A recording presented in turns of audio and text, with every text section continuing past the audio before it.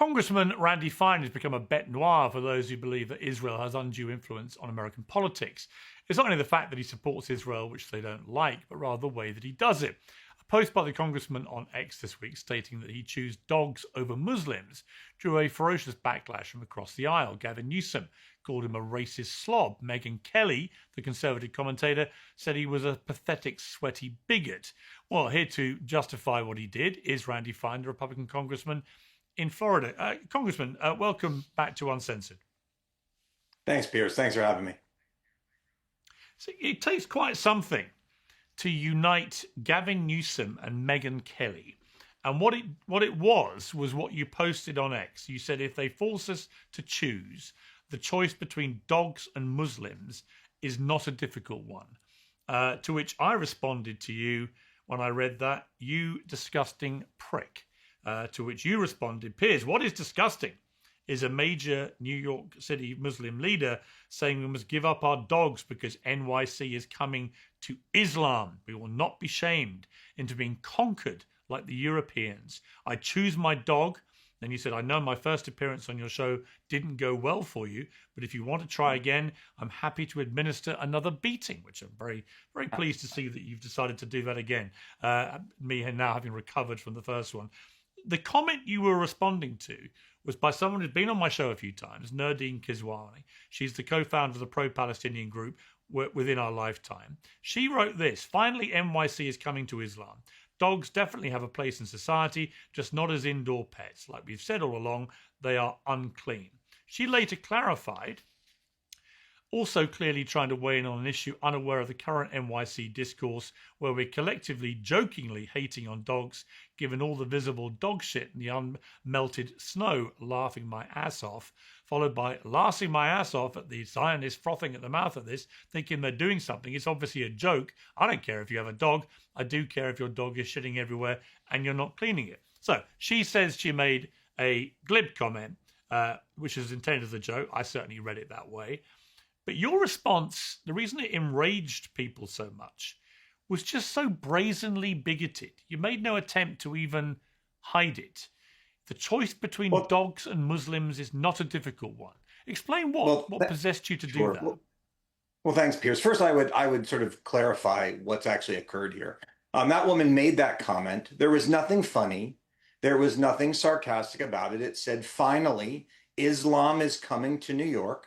Dogs are unclean, and we should not have dogs as indoor pets. No reasonable interpretation could find that funny. Several days later, after millions of people had seen it, she tried to backtrack by saying that it was a joke. And my response was clearly in response to that. And you left out the important part of it. I said, if they force us to choose, I don't want to choose. If Muslims want to be in the United States and they want to practice their religion and go to mosque, that's great. But if they make us choose, as this woman would like us to, between owning a dog and having our neighbors say you can't have a dog, the choice is not a difficult one, I think, for me and the overwhelming majority of Americans. I think that's simple. I don't know how in this country... That's exactly what I said. Yeah. And I don't know how in this country we reach the point where not only do we have to let people come here, but we then have to change how we live in order to make them happy. I don't agree with that, and I'm not ashamed of saying it. But you see, if only you had phrased yourself exactly how you've just phrased yourself, it wouldn't have caused half the outrage it caused, because you qualified it by saying that. Muslims who hate. Well, no. You just qualified it by saying something you didn't actually say. You said Muslims who hate dogs or whatever. You qualified it. Actually, what you tweeted, and I'll repeat the whole thing in full, if they force us to choose, the choice between dogs and Muslims is not a difficult one. As Alexandra Ocasio-Cortez said about what you said, this is genuinely one of the most disgusting statements I've ever seen issued by an American official. It should not stop shocking us that the Republican Party openly embraces this. Fine should be censored and stripped of committees. To ignore this is to accept and normalize it. Gavin Newsom, California governor, said, resign now, you read Gavin Newsom's comment already, Piers. I think you've read it 3 times now. Look. Okay. But hang on 1 second. Let me just finish my point. Ro Khanna said we must call this what it is, disgusting bigotry. Fine must be censored. It's about morality and decency, not politics. But then, crucially, as I said earlier, Megyn Kelly, who is a prominent conservative commentator. I understand. Somebody you would never have said normally... this multiple times. So hang on. No, I'm going to read her whole quote. Somebody you would never normally stand behind any of those three people said, what I figured out, you pathetic, sweaty man, is when an idiot Muslim says no dogs in NYC, instead of attacking the person or the policy, you went full bigot. Fuck off, she said. Now, that's the truth. It's the way you phrase what you posted. Gave no equivocation, Okay, so let me ask you clarification, a question. no qualification. Let me ask you a simply question. said dogs against Piers, Muslims. Are you dogs. gonna, I know it's your show and I try to be respectful, but I'd like a chance to speak.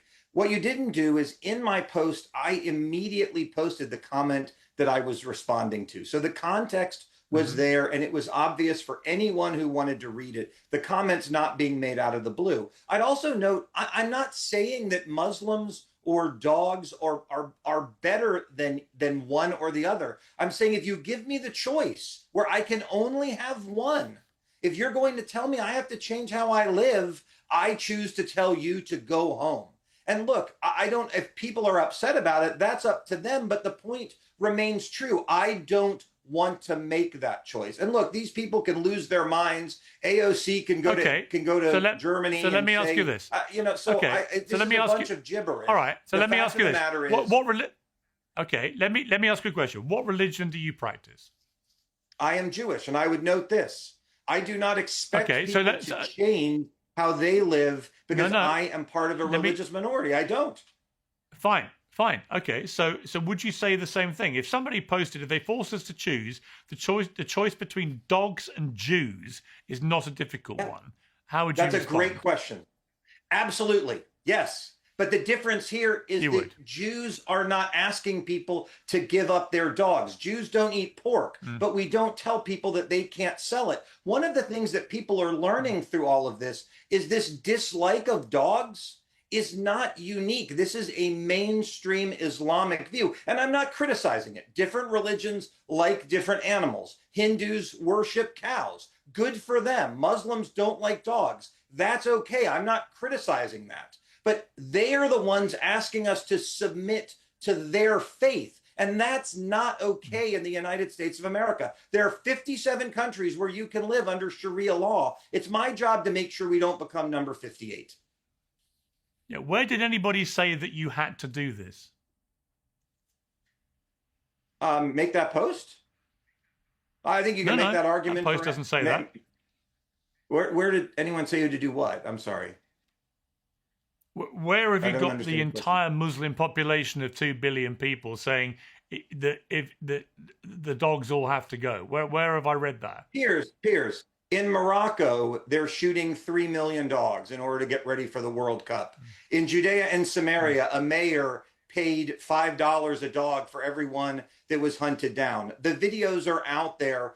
This is not, and again, I'm not criticizing it. You're allowed to not like an animal. If that's part of your faith, I'm not criticizing that part of it. In your own country, there have been articles and discussions about Muslims not wanting dogs in certain parts of it. They are allowed to not like dogs. That's fine. But what they're not allowed to do is to come to my country and tell me I can't have one. And this woman is not unique in her views about that. I've not seen any quote. Where did anybody? We speak to that. Where did anybody say you couldn't have a dog? Her tweet specifically says Islam is coming to New York City. Dogs are not clean. They should not be held as indoor pets. I mean, I think it's very clear what she is saying. And again, that is not a unique sentiment from many who share that faith. So I'm just saying, come here, live your life, live in privacy, hate dogs all you want. That's okay. Just don't tell me that I can't have one. Don't tell my constituents that I can't have one. And again, if I have to choose between having dogs, which are part of the fabric of the United States, 65% of households have one, and a group of people who want to come here and say, I can't have them, they can go home. Moving to America means that you are going to assimilate into America, not that you're going to make a change for you. just to be clear, it was one Muslim who says she was joking, and it certainly read like a joke. No. She didn't talk about. 2 days Wait later. a minute. She didn't. Wait a minute. Wait a minute. She didn't talk about. She didn't talk about you or your dog or anybody else's dog, right? And yet you decide to respond by branding all 2 billion Muslims as people you would rather not have if it comes to a choice between dogs and them. Yeah, well, what I said again is if a group of people says we want to live in your country, but you can't own a dog, which is again what she said. Who has said that? Many said. Who said you can't own a dog? What she said. By the way, that's why didn't. 2.6 million people had seen the comment and lit her up before I said anything. My view on this is not unique. I don't have an outlandish view on this. This is what she said. And I'm simply saying I want people in my country who want to assimilate into my country that don't force it to change. And you should understand this. In your home country, you're having to make accommodations for groups of people. I saw the debate in Parliament over whether cousin marriage should be allowed. If people want to move to the West, they should agree to live by Western standards, not make us change to the ones from where they came. If they want that, they can go home. And I'm not going to apologize for that. We never thought 25 years after 9/11, we'd be hearing the call to prayer in New York City, but we are now hearing that. This is coming. Sharia is coming. And I'm simply saying we aren't going to put up with it. But anything that's practiced by Jews in New York City, which has more Jewish people living in it than any place outside of Tel Aviv, that's all fine. It's just anything I am not to do aware with the Muslim of faith Jews. No, and of by Islam. the way, I am not aware of Jews asking non-Jews to change how they live. When I was a kid and I went to Passover and I brought matzah because I couldn't eat bread, I didn't expect the school cafeteria to give up bread for the 8 days. If I don't want to work on Shabbat, I don't expect other people to do that. As Jews, we understand what it is like to live as a minority in a Christian world, and we're okay with it. That is America. Other people who come here with their own religions need to make the same choices. They need to respect where they come from, not force that place to submit.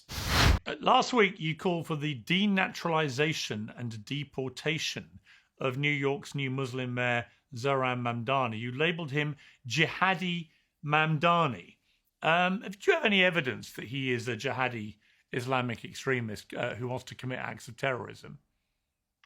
Yeah, he campaigned with. Part of why this woman is so interesting, woman he campaigned with, advises him, is the woman that you're speaking in general, who is responsible for globalize the Intifada, college, radicalism, and all of these other things. He won't say globalize the Intifada is a bad thing. He stood up and he said that America needs to model its immigration policy off of the way Islam does it, yet non-Muslims can't go to Mecca. I mean, it's crazy, the sort of things that we're seeing in New York. And yeah, I actually think I've got a real issue with him as mayor. I don't think he was honest to become a citizen. I think he should be denaturalized and deported. And I've said that for a long time. Denaturalized and deported, because the Mamdani I've been listening to has been, since he was elected mayor, talking in a very inclusive manner about all people who want to live in New York. I've not heard a single jihadi sentiment come out of his mouth. In fact, quite the opposite. He's gone out of his way, for example, to try and mend a lot of the appalling bridges that have gone up between Jews and Muslims because of what's happened in Gaza, for example. That's all I've seen. I've not seen a guy. Are you kidding me? I've not seen it. Every well, what's he single done since person becoming mayor? Every single person he appoints has the most horrific backgrounds, involvement with CARE, which has been designated a terrorist organization in Florida and Texas, saying the most horrific things. I'm astounded that you would make that statement. And again, saying that he is not going to work with ICE because he wants to follow the precepts of Islam, which say non-Muslims can't go to Mecca. So I don't, how you can even make that statement, it's an absurd one. Do you basically just hate Muslims? Not at all. Not in the least. I like radical Muslims. So there are Muslims who want to live in peace with us. Not every Muslim wants to take our dog away. Many come to America for freedom and opportunity, and I think that is fantastic. But I don't like those who want to come to our country and fundamentally change it. And by the way, I don't care if they're Muslim. I don't care if they're anything. If you want to come to the United States, you should love this place, share its values, and want to be a part of it. You should not demand that it's going to change to be you. But I have seen the most horrific things. October 7th radicalized me. Watching on October 7th, Muslims in Tampa, Florida, have a rally celebrating while people were being killed, listening to voicemails of parents, of children calling their parents in joy because they had shot and killed 10 people. I saw what aspects of this culture are capable of. That does not mean they are all like that. They are not. But the problem we have in the media is they categorize it as though it is this tiny, teeny, weeny fringe. It's not. It's meaningful. It's also not 100%, but it's also not 0.1%. And I think that we have to have these discussions. The examples are too great. The Muslim mayor in Dearborn who told a Christian preacher, "You're no longer welcome in our city." The call to prayer in Minneapolis at 3:30 in the morning. I mean, these are not things that are simply okay in the United States. And I think we should say, come here, become part of us. Don't come here and demand that we change. What percentage of Muslims do you think want to come and take your dogs away? I don't know the answer to that, but I do know there's polling that shows, for example, and by the way, my colleague Brandon Gill did a spectacular job of walking through this data last week in a congressional hearing. There is a very large percentage of Muslims who supported Hamas, American Muslims, not forget the ones over there. There's a very large percentage of American Muslims who want to live under Sharia. The fact that it's not 100% does not mean that it is not a problem. And it's also not 1%. These are meaningful percentages of people who are demanding we submit to how they want to live. Again, if I have to choose between my dog and people who tell me I can't have it, the choice is very easy. And by the way, I think that is the view of 98% of Americans. If Democrats want to take the "you're a bigot if you're not okay with giving up your dog" argument, then fine, we'll campaign on that all day. But I know that's not where the American people are. I think the reason you managed to inspire such revulsion across the aisle was because you didn't qualify that it was about Muslims who want to take away people's dogs. It absolutely was, Piers. But you just said Muslims in their entirety, 2 billion of them. And as Nadine pointed out to you afterwards, Kristi Noem bragged about shooting her own dog. Right, you may remember the story in her memoir. She has a dog called Cricket, and I don't think it's okay. Who was who was untrainable and dangerous. She led the dog to a gravel pit and shot it. It wasn't a pleasant job, but it had to be done. Should she be deported? I think you're conflating two things. I don't think shooting a dog is an okay thing to do. She shot a dog. But Kristi Noem is not telling me I have to shoot my dog. That's the difference. It's not that Kristi Noem doesn't like a dog. It's not that Nardine and so many others don't like dogs. It's that they are telling me Islam is coming to New York City. You're not going to have a dog. And I don't want to shoot. All right, just to be clear, if Kristi Noem was coming to New York City, you wouldn't be worried about her shooting everybody's dog. You don't think you should get in first? Not in the least, no. And do I think she should have shot her dog? Of course I don't. But she's not saying, I demand everyone else shoot their dogs. That's what's happening. You know the difference? They're not the same. No, the difference. That's not the difference. The difference is if Kristi Noem was a Muslim, you'd want her deported. Randy Fine, thank you very much indeed for joining me. I appreciate it. Thank you. Well, the botched release of the Epstein files has tested the patience of many of Trump's most loyal supporters. For his fiercest critics, it's been a field day. Mehdi Hassan, editor-in-chief of Zeteo News, has broken world records for tweets per minute over the past few weeks on X, and he joins me now. Mehdi, welcome back to Uncensored. Before we get to your world record burst on X, and I can understand why, by the way, just your response to Congressman Randy Fine who basically thinks that if it comes to a choice between dogs and Muslims, he'll choose dogs. You've heard his explanation. What did you make of it? I mean, it's a nonsense explanation, which, as you pointed out, he would never accept for any other minority group, including his own, including for Jewish people in the US. I'm glad you pushed him on his horrific bigotry. Although I would say that one thing that was missing from that interview was the context, right? Anyone watching Randy Fine for the first time might think it was just this one tweet that we're debating. This man has a long history of bigotry, Piers, as you know. A day before he tweeted about picking dogs over Muslims, he tweeted Palestinian is a synonym for evil. All Palestinians are evil, according to him. In the past, he's called for the nuking of Gaza. He said starve away when people have talked about Palestinian children starving. He cheered and celebrated on Twitter when someone sent him a picture of a dead Palestinian baby. He said, thank you very much. The man is vile. He's racist. His rhetoric is genocidal. And he lied to you, Piers, when he said, I'm just against radical Muslims. He's, again, on record. Go check his Twitter. He says mainstream Islam is pure evil. That means that Islam practiced by all 2 billion people around the world is evil. This is what he says. So this is the Republican Party of today, Piers. I've been trying to tell you about it for the last 2 years on your show. It's a far-right, fascistic, white supremacist party. If Randy Fine said that about any other group, we would be saying that is Nazi rhetoric from the 1930s and 40s. Well, I wouldn't judge the whole Republican Party by what Randy Fine says. I do think he's an outlier. Well, why haven't they censored him? Why haven't they called him out? They're complicit.